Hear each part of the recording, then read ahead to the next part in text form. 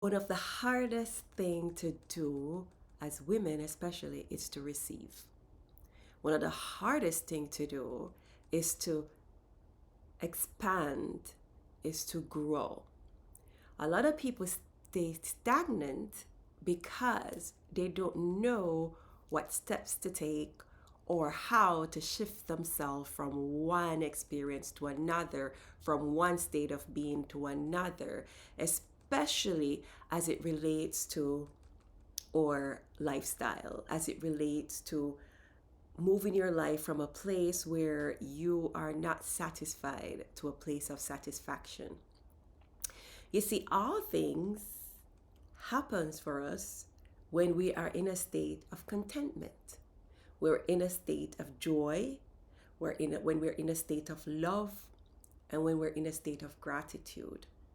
Now, how can you be grateful and be in a state of love and joy if you are in a situation where you are facing the danger, you're facing anger, you're facing hunger, you're facing lack of finances, you're facing debt, DEBT, you're facing illness that you don't think you can overcome, you are facing loneliness, heartbreak. How do you, when you're in those states, find a way to pull yourself out of it? So it's easy to say, oh, do this, do that, when someone is in a good place. Like for a wealthy person to say, oh, it is easy to pay all of my bills, because they have the resources. But for somebody who is working paycheck to paycheck, and their paycheck isn't even enough to cover all their expenses, how do they shift to get to a wealthy place? Now, the first thing you gotta remember to do is you're gonna identify someone that has accomplished the thing that you're asking for. So if you are single and you're looking to be married, identify one of your friends that are married in a good marriage, a marriage that you admire. And if you don't have any friends that are married, that's saying something, right? You gotta change your tribe, change your circle, expand your circle, I should say. So identify whether it's a celebrity or somebody in your family, somebody that you know.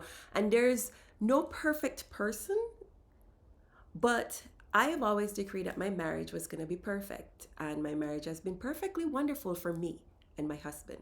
So, what is going to be perfectly wonderful for you? Okay, so that's what you're gonna look for, because you're gonna probably, I can point to a number of people that I admire in their marriages, yet I know there are flaws. But what I do is I pay attention to the things that are good, that I identify that are good, and I keep my eyes focused on that.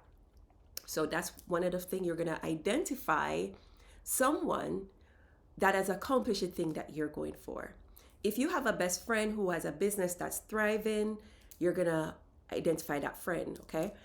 So you're gonna identify, so you're gonna engage your visual senses. Then you're gonna engage the feeling sense. The feeling sense is what it feels like having that thing.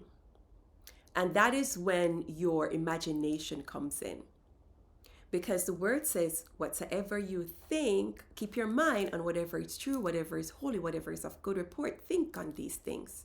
So you're going to create in your mind's eye, seeing yourself with the thing. And when I say your mind's eye, use your imagination, like when you close your eyes, or if you're not someone that's visual that can imagine, get into the experience. So even if you are dating and the people that you're going on these dates with are not long-term partners or people that you can see a long-term relationship with, just savor the date. The moment that you're with a person, savor that, because that's what you're going to take into your imaginary world, into your thought world, into your, into your creative space. Right? So don't just sit at the date like rolling your eyes like, oh my God, this is so awful. This person is not somebody I see myself with, who I'm going to marry. Oh my God, I'm wasting my time. Don't do that. Change that into, wow, this is such an amazing experience. think these thoughts to yourself, like, I am on a date, and oh my God, I am literally on a date with someone, that I am out and I'm enjoying being out, and there are people around me, and this feels good. Shift to that, because what you're doing now is you're activating your sense feeling. Because if you're on a date and you're dwelling on the fact that, oh, it's a disappointment, this is not somebody that I will go out with, that's what you're putting in your sense feeling. You get what I'm saying? But if you switch that and you start telling yourself that, oh, this is awesome, I'm in this experience, I'm having this experience, then you're going to take that into your creative space. The same as if you desire a house, like you're ready to move from an apartment into a house, you want to own your house, go to a friend's house that has a house, that owns a house, right? Get into that space and be like, wow, this must be what it feels like to have a yard. This must be what it feels like to have your own house, a big space. You want to get into the vibration of the thing that you desire. And if you're following me, you know that I've always been saying, get into the vibration of the thing that you desire. So now you identify, all right? So you want to expand your capacity to receive. Now your capacity has to deal with the boundaries and the limits that you've set for yourself. Now, for example, if you have somebody in every job you've gotten, you've only been able to be paid $20,000 a year, that tells that you have a set capacity of receiving financial paychecks. Okay? If you are someone that only attract men that are just abusers, or they're not ambitious, or they're not seem like they're the type of person you want to spend the rest of your life, that's showing you have a capacity right there that needs to be expanded. If you spiritually, you haven't grown, like, okay, so you're serving the Lord for like a year now, and you've been asking the Lord to speak to you, speak to me, God, speak to me, and you can't identify the voice of God. That means you are stuck. You are at a capacity. Now, how to push through to expand the capacity? It starts with you. Okay? You have to learn how to expand your vibrational field, your energy field, your consciousness, your mind's eye. And again, these are all spiritual because you can't touch it. Anything that you can't touch and feel, that is the earthly realm. Anything that you can't touch, that's spirit. So people always say, how do you get into the spirit? You close your eyes. The moment you close your eyes, you block out everything that's material. You have gone into the spirit realm. Okay?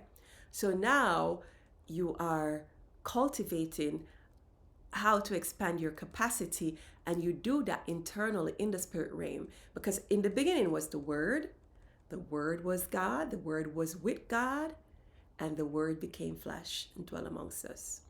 So all things are possible to him who believe.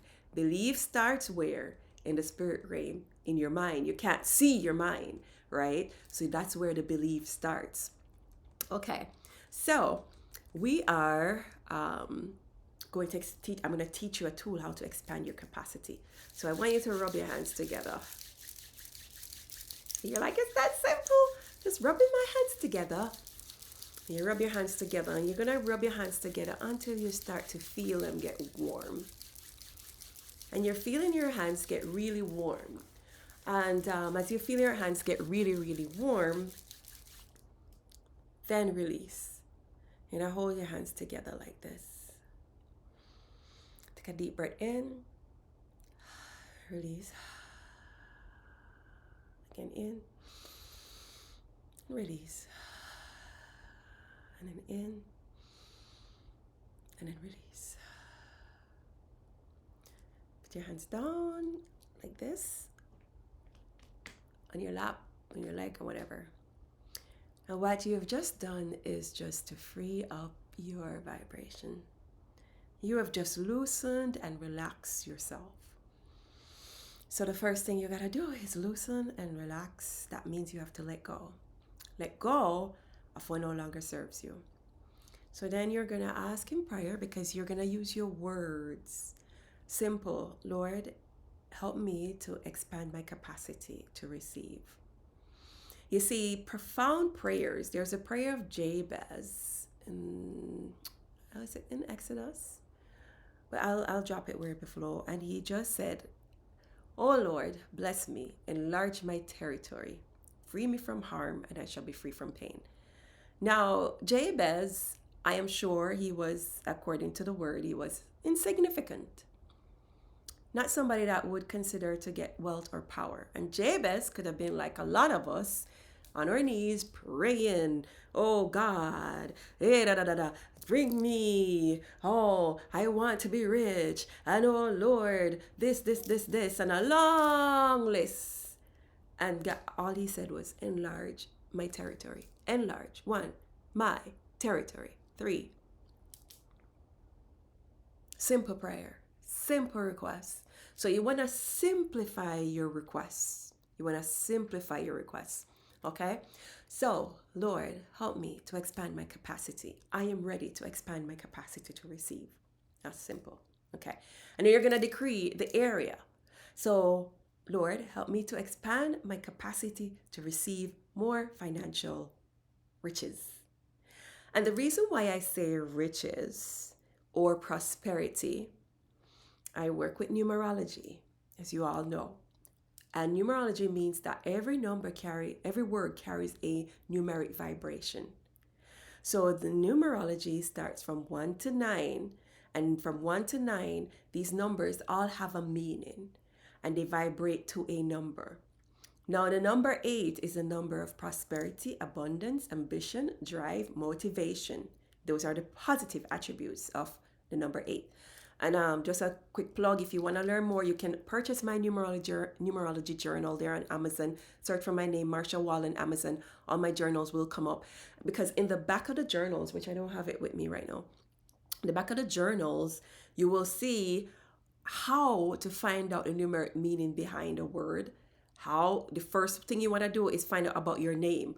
What is the numeric vibration of your name? Because your name is also your destiny number, your soul number. And that will give you directions if you are moving in the right direction according to your career, according to your soul work and your destiny. It will also teach you what each number means. So there's a rough draft of interpretation, I should say, of numbers. I have master numbers and I have the numeric traits numbers from 1 to 9, what they mean. So that's a quick reference guide. I don't go anywhere without my journals. They are so helpful because Spirit talks to me through numbers. And if you're like me, if you're drawn to this channel, you are of my tribe, Spirit also will talk to you through numbers, because that's one of the most common ways that God talks to people is through numbers. And there's a season when God uses numbers a lot. I remember in 2020, 21, the 22, there was just, everybody was like, "Oh my God, I'm seeing master numbers, double digits. Oh, what does 1111 mean?" All of that. So the word rich vibrates to number 8. The word prosperity vibrates to the number 8. Okay? So I would say, Lord, if you're working with money, you want to expand your capacity to receive more money, you're going to say prosperity or rich or riches. Okay? Rich or riches. Okay? So, you're going to say that simple prayer. And then what you're going to do is you are going to create the feeling, write a number down of how much money would make you feel expansive. Again, you're going to write a number that helps you to feel expansive. And the reason why I say expansive is that you're going to feel like, okay, if I have this particular amount of money, I will be able to pay off all my debt, have money left over, can give to others, give a bigger offering, give a bigger tithe, donate, help more people, and I will just feel, you see how that feels already, all the things, the possibilities. So the first thing your brain is going to do when you write that number down, so let's say if you were always sitting at $20,000 a year and you wrote down 50, first thing your brain is going to say, you will never get $50,000. So what you want to do is you want to put the picture in your mind, because your brain doesn't know what is real from what's not real. Okay, it doesn't know when you're what you're seeing in the physical versus what you're seeing with your spiritual mind's eye, or so your words, your vision, and your feeling is all gonna come into place. So you're gonna write down that number. So I want you to just dream, just write down a number that gives you that ability to feel that you can expand that capacity to receive. All right. And then you're going to start to write out, what are the things that I'm going to be able to do when I have this?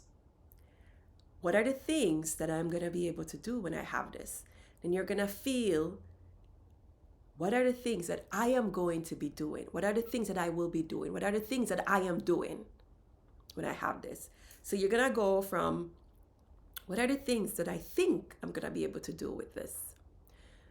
What are the things that I'm going to do now that I have this? You see how the frequency changes? Because you're taking it from dream into reality by your words. So what are the things that I can do with this money? What are the things that I am doing now that I have this money? So start with what you think you can do by having this money. So you're going to write down, oh, I got to pay off all my debt. Oh, I can give more to church. Oh, I can donate to this organization that I've been wanting to donate to. Oh, I will be able to save more. All right. So then you have your 4 things, right? Example. Now, changing those into, I'm actually doing this because I have it. So when you pay one of your regular bills, you're going to look at that list and you're going to feel and say, oh my God, I just paid my bill. You see, you took it from transferring, what I'm trying to say is like you're transferring the emotion, you're bringing it into a reality. So you literally are paying your bills, even though you're at that 20,000 and you haven't seen the 50 yet, but you're paying your bill. So you're going to get the excitement of it as if you already have that 50,000 and you're paying your bill. So you're stepping into the future because you're now paying your bill. And you're like speaking to the experience, because you're speaking to the experience. Okay, I pay the bill, now I paid off the bill. I pay the bill, now I pay off the bill. I paid the bill, now I pay off the bill. Get what I'm saying? So you're gonna, nothing changes without work, without action, because faith comes by hearing, hearing by the word of God. And faith without works is dead. Okay? So you gotta intend it, you gotta believe it, and you just gotta do it. Doing it means you're taking positive action step towards the thing that you intend to manifest, intend to create, intend to do. Okay? So intention is setting it like, I pay off all my debts. You start doing action step by paying something and you start decreeing like, whoa, and giving thanks like, whoa, I have done this.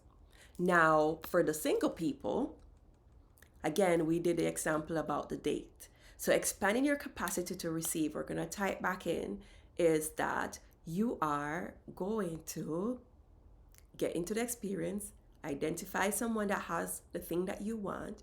You're going to get into the experience. You're going to do your 3.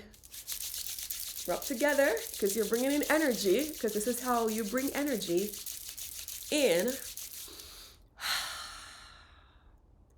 So when you do this, you're activating energy, which is the spiritual realm also. You're getting your brain, everything, your emotion into alignment, into attention, into focusing on your hand. You're taking your 3 breaths to release, clear, and get yourself into receptive mode to receive. And then you start your process. And it would be good to create a space, a sacred space in your home, a sacred space that you go to do this. So after a while, your brain automatically knows that once you go into this corner or sit here at this desk, then it's like, oh, she's going to create. It's almost like why you have an office desk at work. You may feel terrible all day, like I don't want to go to work, I don't have the energy, I can't do it. But the moment you get to work and you sit at your desk, instantly you have this renewed energy. It's because your brain has already been programmed that when you sit at your desk, you're working. And so it's going to give you the adrenaline rush and all that mental push to do your work. That's why it's always important to have a sacred space for certain things. It's like your altar, right? Where do you have your altar? Most of us have our altar at our job, but you don't have an altar at your home to create your life, to design your life.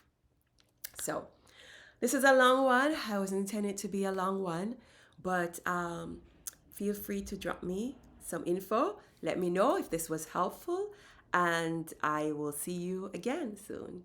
Expand your capacity to receive. Aloha, malama pono, and may you easily and effortlessly expand your capacity and start receiving. Mahalo. Malama pono.